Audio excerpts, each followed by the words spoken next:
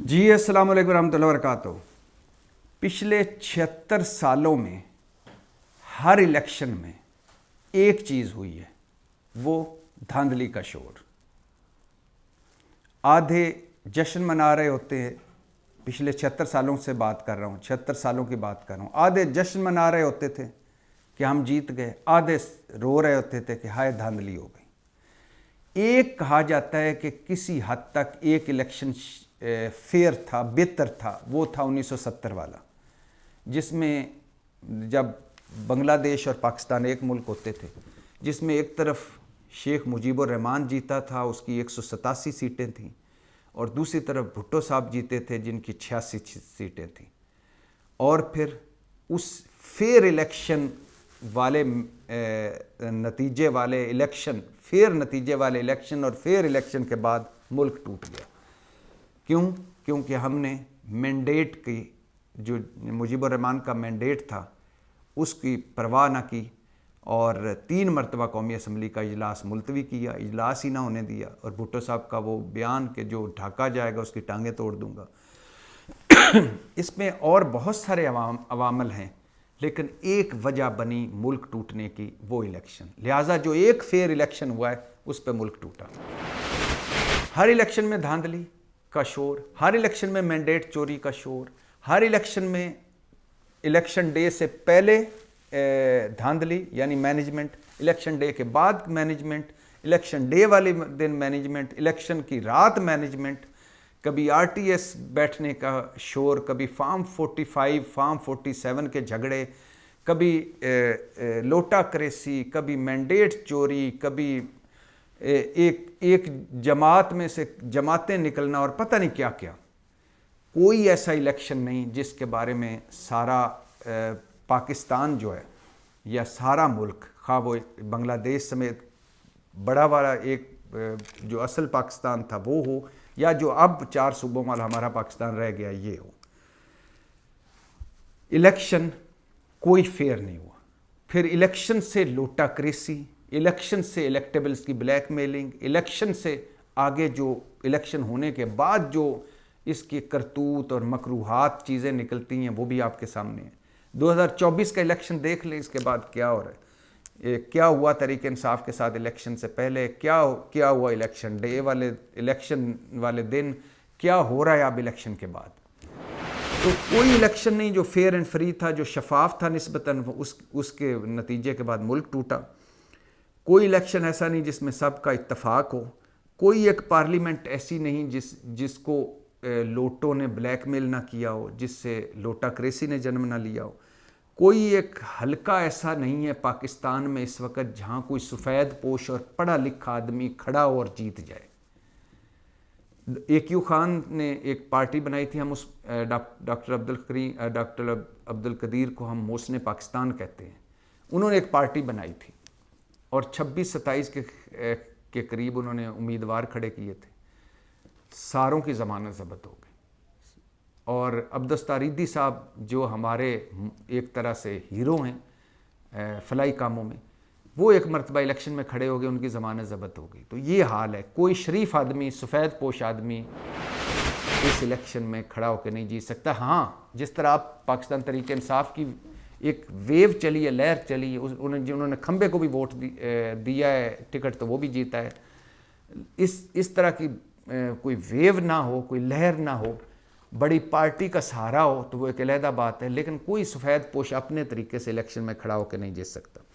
यहाँ इलेक्शन शफाफ होना एक ख्वाब, वोट की इज़्ज़त ख्वाब, सिविलियन बालादस्ती ख्वाब, असली जमहूरियत ख्वाब, सारे ख्वाब ही हैं। और 10% जो तबका है वो मुल्क खाई जा रहा है और बाकी जो 90% है वो रोई जा रहा है। क्यों ऐसा है? हालांकि पूरी दुनिया में जमहूरियत जो है, ये एक अलहदा बात है कि इस वक्त जितने भी मुसलमान मुल्क हैं उनमें जमहूरियत फेल हुई है। जहाँ है, बांग्लादेश देख लें, हसीना वाजिद की आमरीत वहाँ है, मलेशिया देख लें, उन अब नीचे हालात जाते जा रहे हैं। महातीर मोहम्मद जब थे तो उन्होंने एक आमरीत टाइप मुसल्लत करके रखी हुई थी, तरक्की हुई। तुर्की देख लें, वहाँ तैयब उर्दवान साहब ने हर वो काम किया है जो एक डिक्टेटर करता है। یہ علیحدہ بات ہے کہ مہاتیر محمد نے ڈیلیور کیا، طیب الرضوان نے ڈیلیور کیا، لیکن وہ کبھی بھی جمہوریت کے جو اصول ہیں ان پہ پورا نہیں اترے. مخالفین کو جیلوں میں ڈالا، صحافیوں کو جیلوں میں ڈالا، ڈنڈے مارے، کوڑے مارے، سزائیں دیں مہاتیر محمد اور طیب الرضوان نے. اس کے علاوہ سارے مسلمانوں میں یا بادشاہت ہے یا ڈکٹیٹرشپ ہے. یہ ایک علیحدہ تھیوری ہے کہ مسلمان ملکوں میں کیوں جمہوریت، شاید ہمارے ڈی این اے میں جمہوریت نہیں ہے، شاید ہم ڈنڈوں کے لوگ ہیں، ہم لاتوں کے بھوت ہیں، باتوں کے بھوت نہیں، شاید شعور نہیں ہے، شاید آگاہی نہیں ہے، شاید لیڈرشپ اچھی نہیں ملی، شاید ہم اس قابل نہیں ہیں کہ اس طرف جا سکے. خیر یہ ایک علیحدہ ہے، اس پر کبھی پھر بات کروں گا. لیکن کیوں پاکستان میں یہ ہم ابھی تک دو ہی نظام ہے، یا سویلین آمریت یا فوجی آمریت، تو کیوں ہم اس میں رول رہے ہیں؟ جمہوریت آپ باقی دنیا میں دیکھ لیں، پھل پھول رہے ہیں، یورپ، امریکہ، برطانیہ. تو ایک میرے ذہن میں ایک کانسیپٹ آتا ہے، اس پہ لکھا بھی گیا ہے، ہمارے کئی دوستوں نے لکھا بھی ہے. خورشید ندیم صاحب نے اس پہ لکھا ہے، حسن نثار صاحب ہمارے استاد جو ہیں ان کا ایک بڑا اس پہ تھیوری ہے، اور بڑے دوستوں نے لکھا ہے. اور میں نے کچھ میرے ذہن میں جو آیا ہے کہ اب یہ پارلیمانی نظام یا یہ جو جمہوریت کا ایک یہ جو موجودہ نظام ہے یہ تو فیل ہو گیا ہے. یہ اب مانے نہ مانے اس کو سینے سے لگائے رکھیں. ہم اس وقت اس پہ بات کریں تو لوگ تڑپ اٹھتے ہیں، کیونکہ نوازے ہوئے لوگ ہیں. کوئی 5-10% وہ لوگ ہیں جو ڈائریکٹ بینیفیشری ہیں. اس کے بعد آگے جو اہل علم دانشور ہیں وہ کوئی پیٹرول پمپ والا ہے، کوئی پرمٹ والا ہے، کوئی پلاٹ والا ہے، کسی کو ٹھیکہ مل رہا ہے، کسی موجیں لگی ہوئی ہیں. تو وہ چیخ پڑتے ہیں یہ ملک کے خلاف غداری ہے، سازش کر رہے ہو تم، جمہوریت کو نہیں اچھا سمجھ رہے. تو یہ جو نظام ہے ہمارا یہ بدبودار، بوسیدہ ہو چکا ہے، فیل ہو چکا ہے، ڈیلیور ناکام ہو چکا ہے. یہ ڈیلیور نہیں کر پا رہا. یہ جو ہے یہ نیچے اوپر 5-10% میں یہ جمہوریت جو یہ نظام ہے یہ ایسا نظام ہے کہ 10% کو انڈے بچے دے رہا ہے، نیچے کے لیے بانجھ ہے. اوپر دسترخوان سجے ہوئے ہیں، نیچے بھوک سے مر رہے ہیں. اوپر 5 بر اعظموں میں جائیدادیں ہیں اور روزگار ہیں، نیچے غربت اور بے روزگاری ہے. تو کیا وجہ ہے؟ مجھے جہاں تک لگتا ہے جمہوریت ایک روح ہے. جمہوریت روح کو کہتے ہیں جسے ایک جسم کی ضرورت ہوتی ہے. بدقسمتی سے ہمارے ہاں جمہوریت کو جو جسم میسر ہیں وہ جسم جمہوری نہیں تھے. ہاؤس آف شریف دیکھ لیں، ہاؤس آف زرداری دیکھ لیں، اوپر سے دیکھ لیں باچا خان، ولی خان، اسفند یار، احمد ولی، عبدالصمد اچکزئی، محمود اچکزئی، مفتی محمود، مولانا صاحب، اور اس کے بعد عطا صاحب، اور اس کے بعد اسد محمود، اور ادھر دیکھ لیں بھٹو، شاہ نواز بھٹو، ذوالفقار علی بھٹو، نصرت بھٹو، بے نظیر بھٹو، آصف علی زرداری، بلاول بھٹو. مطلب ایک خاندانوں کی بادشاہ. یہ جسم جمہوری نہیں تھے. ان کے جسموں میں دل بھی جمہوری نہیں، دماغ بھی جمہوری نہیں. یہ اندر سے بادشاہ ہیں، آمر ہیں، ڈکٹیٹر ہیں. اچھا، جہاں جمہوریت کو اچھے جسم میسر ہوئے وہاں جمہوریت مستحکم ہوئی. جہاں جمہوریت مستحکم ہوئی وہاں نظام جو ہے اس کی صورت جو ہے، نظام کی شکل کی کوئی اہمیت نہیں تھی. فار ایگزامپل صدارتی نظام ہو تو وہاں بھی عوام خوشحال رہے، جیسے امریکہ ہے، جمہوریت ہے، صدارتی نظام ہے، عوام خوش ہیں، ڈیلیور کر رہی ہے جمہوریت.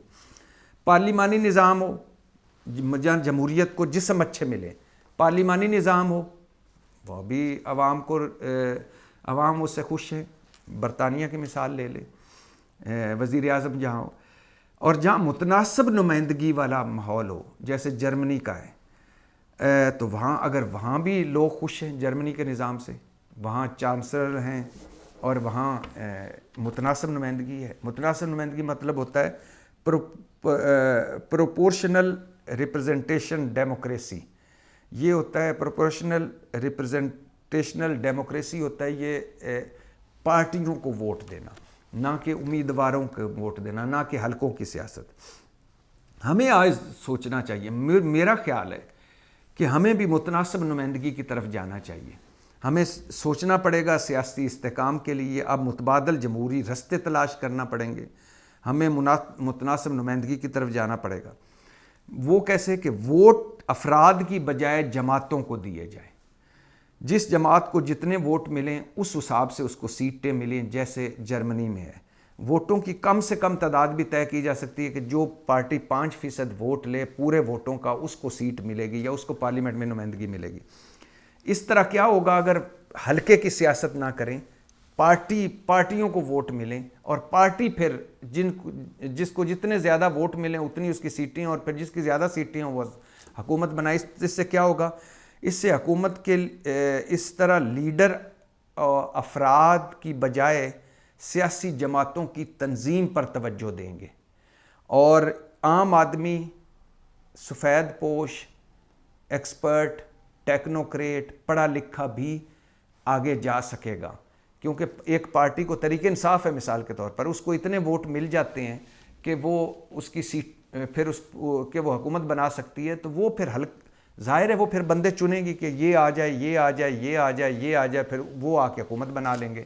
نہ کہ تحریک انصاف کا حلقے کی سیاست ہو، وہاں سے فلاں جیتا ہے، فلاں جیتا ہے، فلاں جیتا ہے، اب یہ فلاں سے نہیں حکومت میں وزیر بننا ہے۔ تو اگر پارٹیوں کو ووٹ ملے تو پھر پارٹیاں اچھے لوگ آگے لائیں گی، پڑھے لکھے لوگ آگے لائیں گی۔ جو پارٹی فار ایگزامپل پنجاب میں مسلم لیگ کو زیادہ ووٹ مل جاتے ہیں، اور پھر مسلم لیگ اپنے اس کو 20 سیٹیں ملی مثال کے طور پر، ایک جگہ مسلم لیگ کو، یا 100 سیٹیں مل گئیں، اتنے ووٹ مل گئے، تو پھر وہ حکومت بنانے کے قابل ہو گئی۔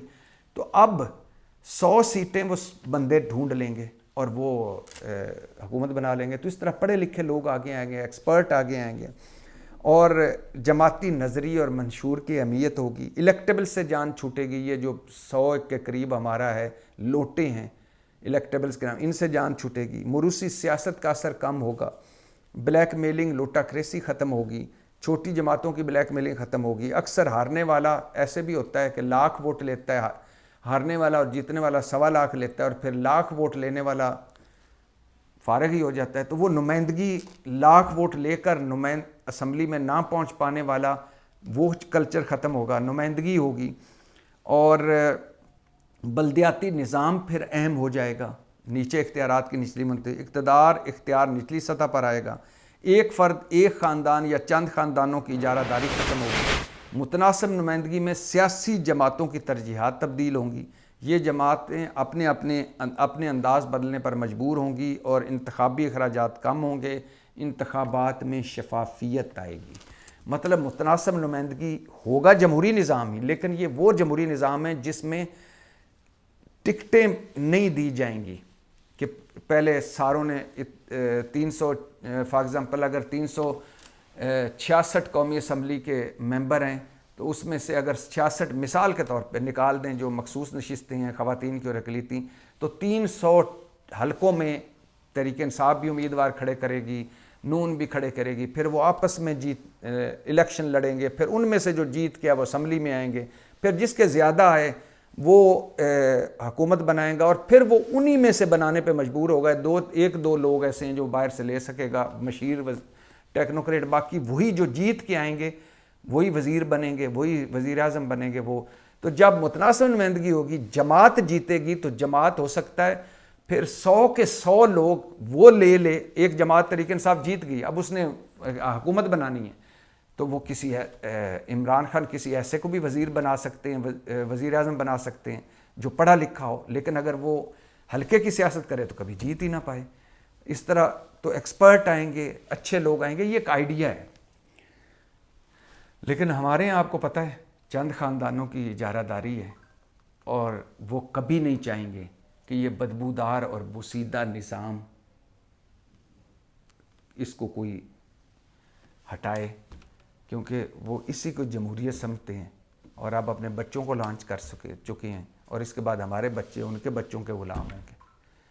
تو کوئی آئے، شاید آج ویسے ہی دل کر رہا تھا کہ آپ کے سامنے یہ بات رکھوں، کوئی آئے اور آ کر کوئی سوچے کہ یہ نظام کیوں فیل ہو رہا ہے، ہمارے یہاں جمہوریت کیوں فیل ہو رہی ہے، ہمارا نظام کیوں نہیں ڈیلیور کر رہا، ہم بار بار کیوں دائروں کے سفر میں ہیں، اور ایک ہی جگہ پہ کیوں رکے ہیں، بلکہ ریورس گیئر کیوں لگا ہوا ہے۔